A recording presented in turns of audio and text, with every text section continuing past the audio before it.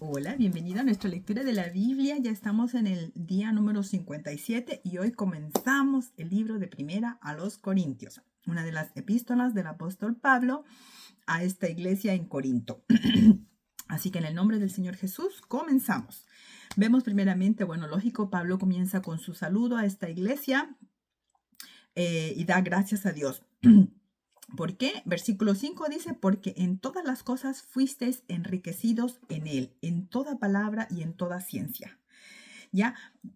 Corinto era una ciudad muy cosmopolita, donde había mucho libertinaje. Entonces, el hecho de que Dios hubiese llamado un grupo de personas, donde Pablo había ido directamente él a predicar, era para Pablo una cosa muy grande por qué dar gracias a Dios, ¿ya?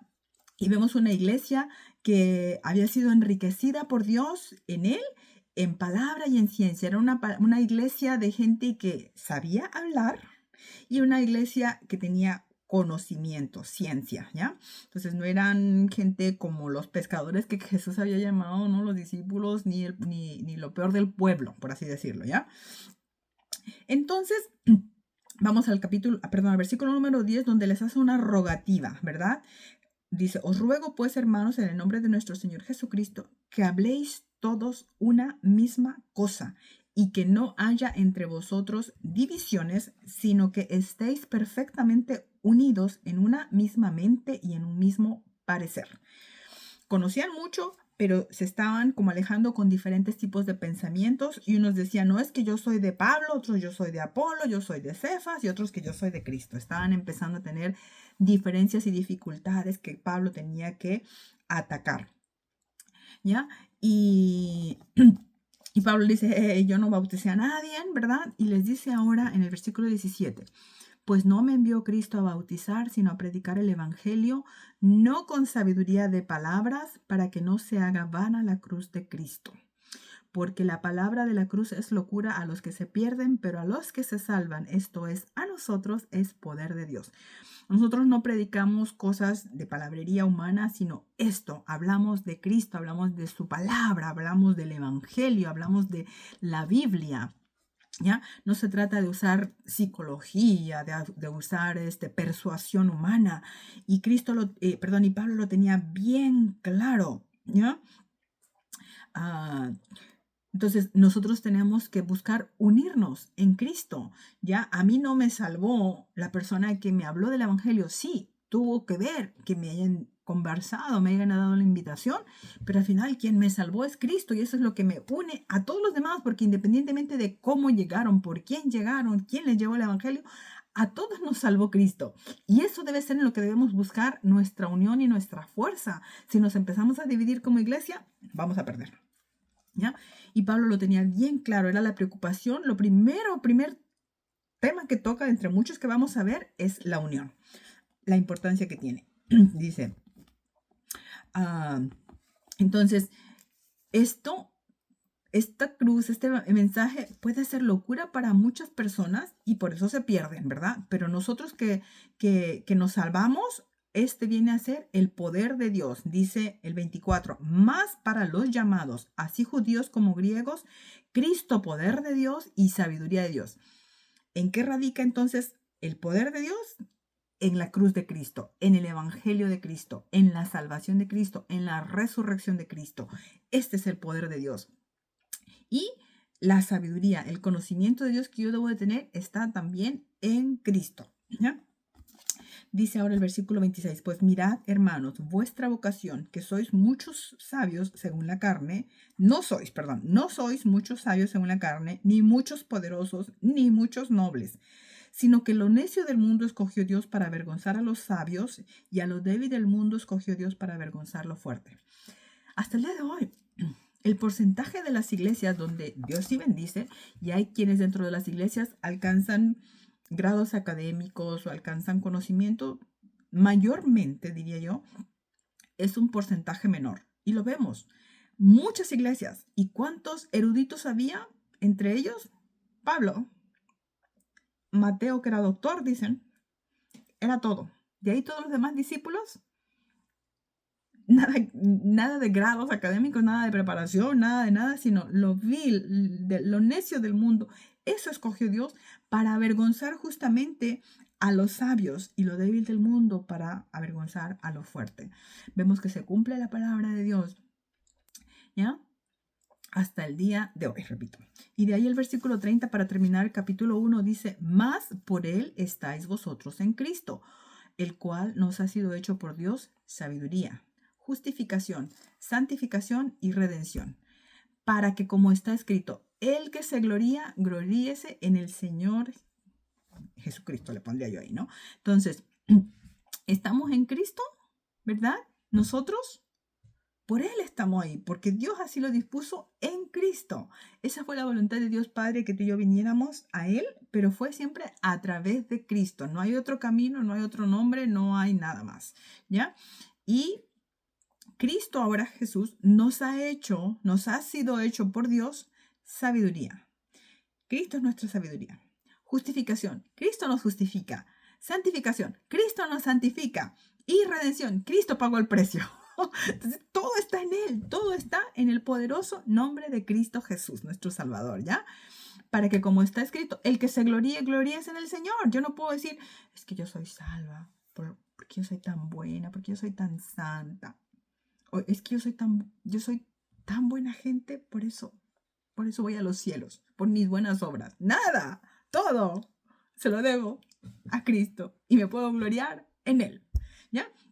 Y después ahora viene, dice que el capítulo 2, así que hermanos, cuando fui a vosotros para anunciaros el testimonio de Dios, no fui con excelencia de palabras o sabiduría, ¿ya?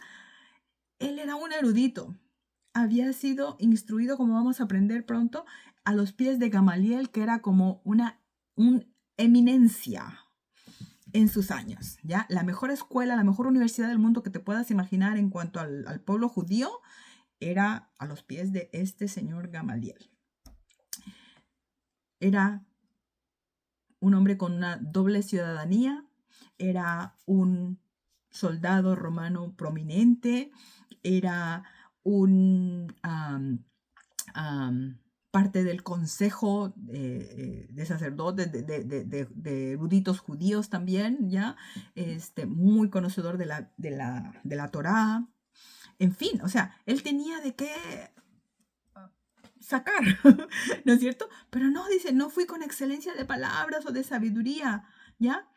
Pues me propuse no saber entre nosotros cosa alguna, sino a Jesucristo y a este crucificado. Él entendía que iba con gente, repito, una ciudad cosmopolita en su tiempo, gente, pues, probablemente preparada, gente que conocedora, yo qué sé, ¿no es cierto? Pero no, él no llegó tratando de convencerlos por su sabiduría ni por su conocimiento, sino solamente lo único que conoció, lo único que les habló, lo único que les presentó fue a Cristo y a este crucificado. Y estuvo entre vosotros con debilidad y con mucho temor y temblor, ¿ya? Vamos a leer en los hechos respecto a esto, inclusive, ¿verdad? Que él se sentía atemorizado de estar ahí y Dios lo tuvo que fortalecer en su momento. Así que eso lo vamos a ver después en los hechos también, ¿ya? Y estuvo ahí, dice, con debilidad y mucho temor. Entonces, que nunca vayamos confiados de nosotros mismos, sino siempre confiando en Dios, cuando Dios nos envía a trabajar en su obra. Dice ahora, versículo 5, para que vuestra fe no esté fundada en la sabiduría de los hombres, sino en el poder de Dios. Eso es lo que marca la diferencia entre un cristiano que tiene una verdadera fe y una persona que está solamente convencida, así como, ya me convenciste después. No necesitamos gente convencida, necesitamos gente convertida a Cristo, ¿ya? Y que nuestra fe entonces esté fundada directamente en el poder de Dios. Ahora dice el versículo 6, sin embargo, hablamos sabiduría entre los que han alcanzado madurez y sabiduría. Entonces, no es que solamente vamos a hablar de fe y tenga fe y tenga fe y tenga fe, pero ahora también hay que impartir sabiduría, pero ¿con quién? Con los que alcanzan madurez. No puedes llegar y hablarles de temas pesados a una persona nuevita, recién llegada a la iglesia o recién convertida. Tienen primero que fortalecerse en esta fe en Cristo, crecer en esto y poco a poco ir madurando para poder hablar sabiduría con ciertas personas. No es con todo el grupo, muchas cosas que se dicen no se pueden decir a la congregación de la iglesia en general, sino que van a haber grupos o células que le llaman en algunas iglesias, ¿verdad? De personas que están más avanzadas, más maduras, dice aquí, ¿ya? Para poder hablarles de esto, ¿ya? Y que han alcanzado cierto grado de sabiduría, que es entendimiento del conocimiento para poderlo aplicar. Eso es la sabiduría, ¿ya? Así que más hablamos sabiduría de Dios en misterio, la sabiduría oculta, la cual Dios predestinó antes de los siglos para nuestra gloria, ¿ya? Dice el versículo 10, pero Dios nos la reveló a nosotros por el Espíritu. Entonces, esto, el poder entender los misterios de Dios, tener como ese conocimiento que Dios nos entrega, saberlo aplicar y saberlo utilizar, ¿ya? Esa sabiduría de Dios es un misterio que solamente es revelada por el Espíritu. O sea, si puedo entender algo de la palabra de Dios, si puedo aplicarlo, no es porque yo sepa más o porque tú sepas más, sino porque el Espíritu de Dios nos lo va revelando para que no nos gloríemos.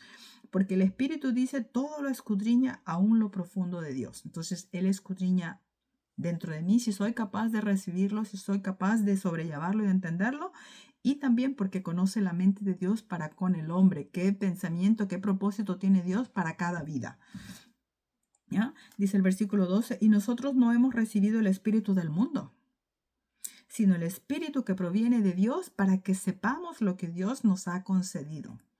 Ese espíritu que recibimos de parte de Dios es el que me hace entender a mí y me hace valorar y me hace cuidar lo que Dios me ha concedido a mí en particular, pero también te lo debe de hacer sentir a ti en particular.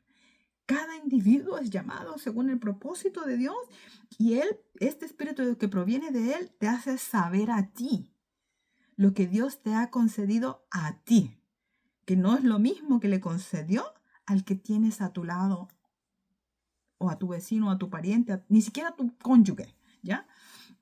Dice ahora, lo cual también hablamos, no con palabras enseñadas por sabiduría humana, sino con las que enseña el Espíritu. Entonces, cuando hablo conforme a esto, Él me va enseñando lo que tengo que ir diciendo conforme a lo que Él tiene para mí, lo que me ha dado, el don que Dios me ha dado, acomodando lo espiritual a lo espiritual.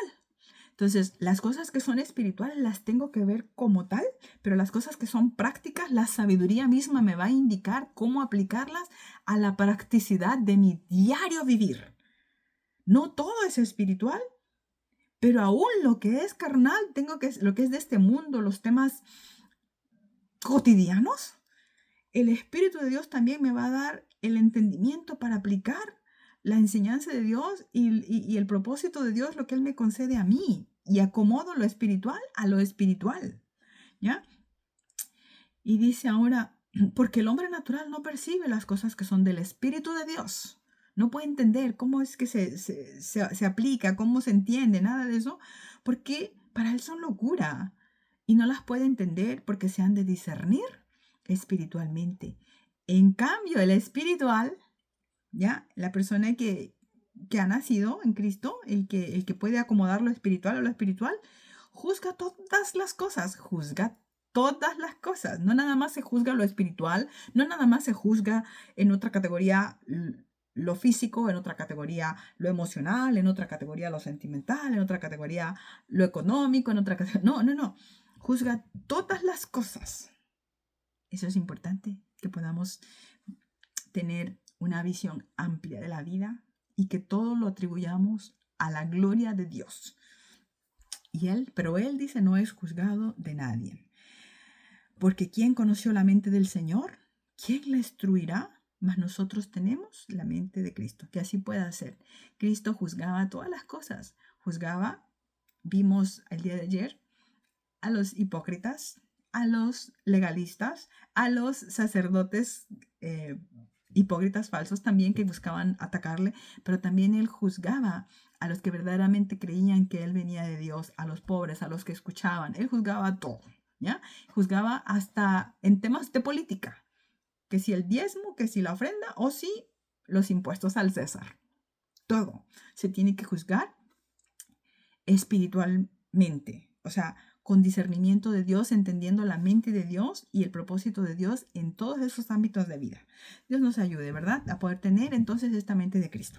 Dios te bendiga. Este sería pues una lectura que gracias a Dios hoy día nos tocaba un poco corto, pero que igual la enseñanza sea rica para ti y Dios te siga bendiciendo y el Espíritu Santo de Dios siga hablando a tu vida. Y si quieres esta guía, ya sabes, solo tienes que dejármelo saber y te la hago llegar.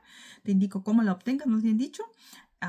Y pues bueno, nos vemos hasta la próxima. Chao.